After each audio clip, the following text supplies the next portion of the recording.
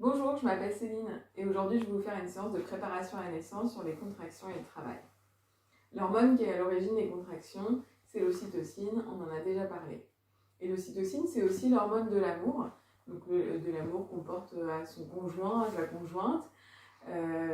C'est l'hormone de l'attachement, donc de l'attachement qu'on peut porter à son bébé, à son animal de compagnie.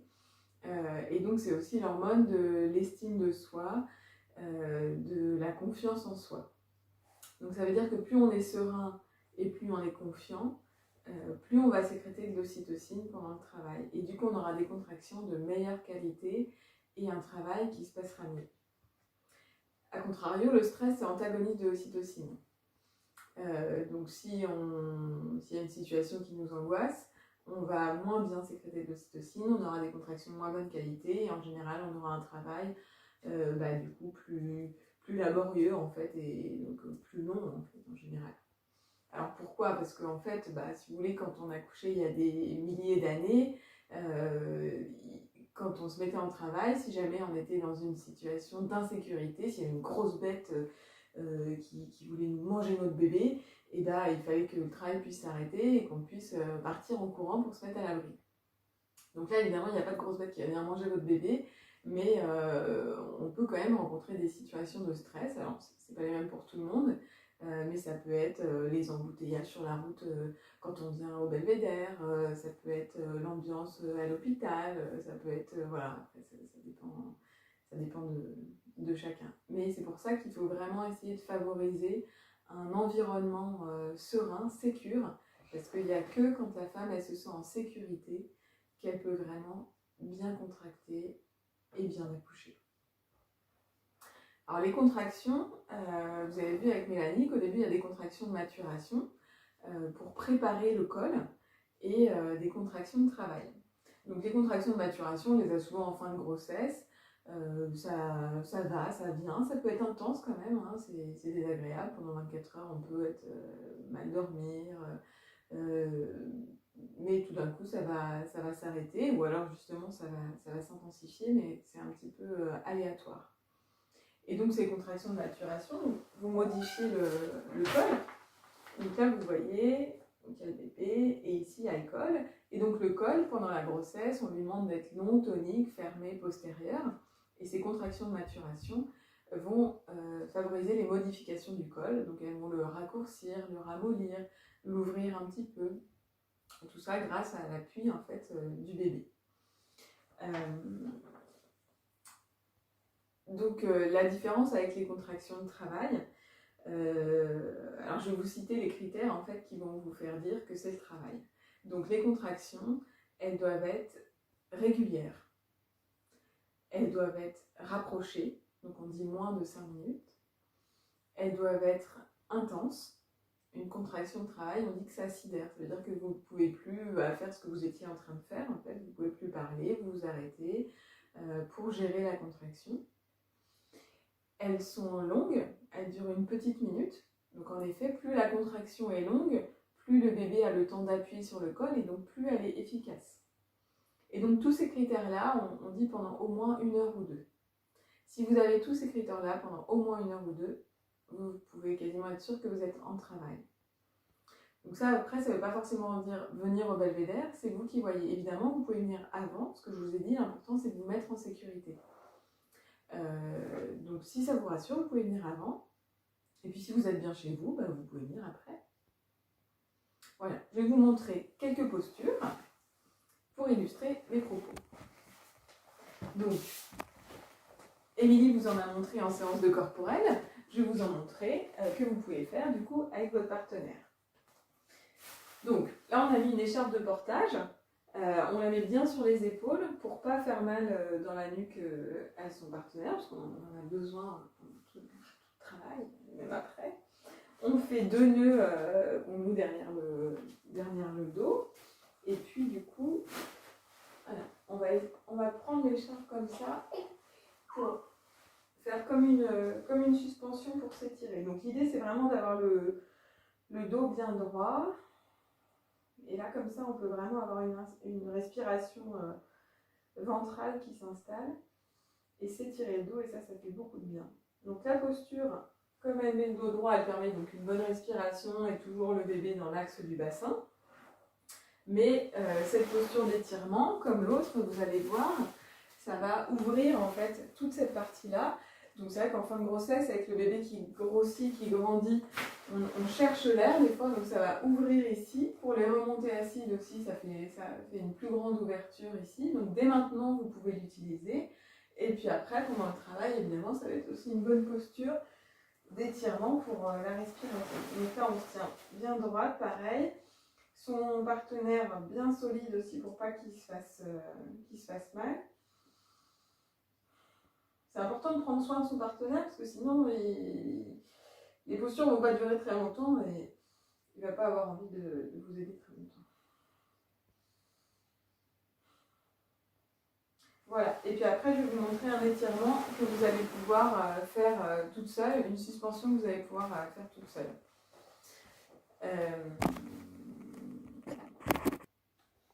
Donc là, ça c'est une suspension qui est très agréable et très facile à faire du coup à la maison.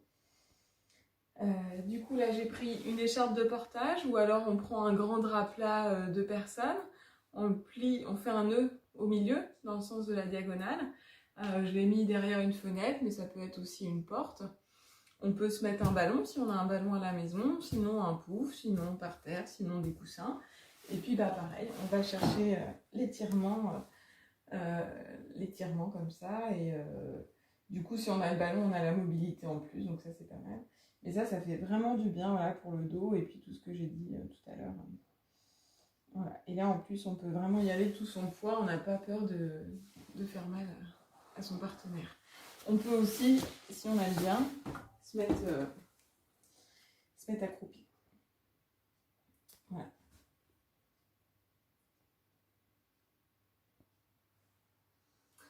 Donc la contraction, on la compare souvent à une vague. Donc en fait, il y a vraiment cette idée que ça monte, ça monte, ça monte, ça monte.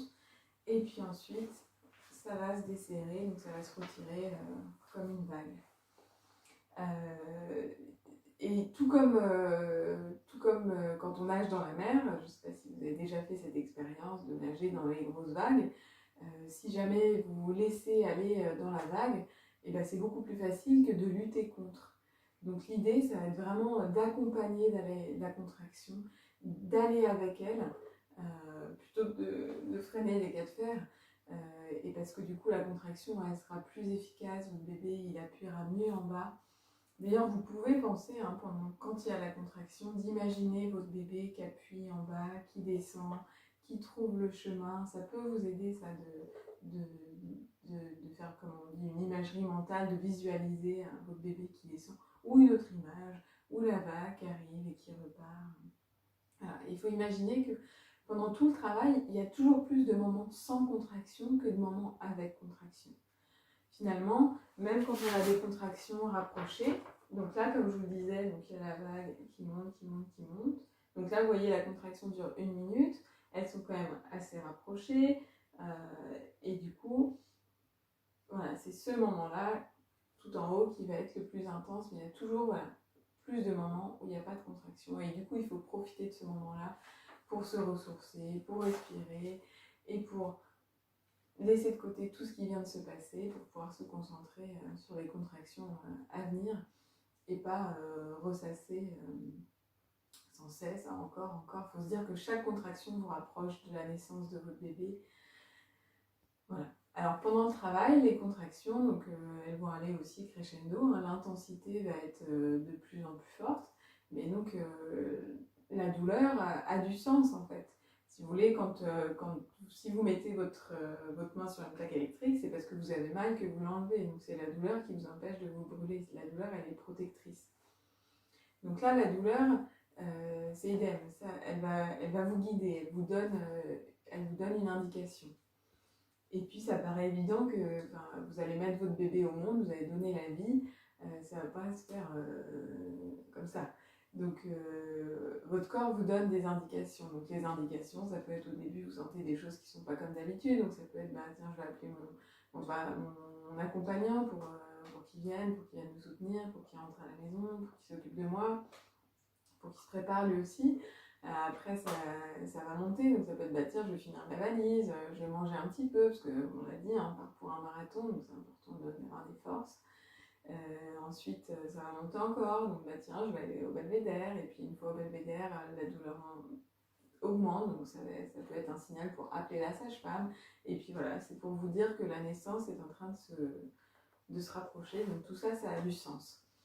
Et ce que je vous dis là, c'est important parce que vous ne pouvez pas changer les événements, vous allez accoucher, c'est un fait, ça vous ne pouvez pas le changer. Par contre, ce que vous pouvez changer, c'est ce que vous vous dites de cet événement.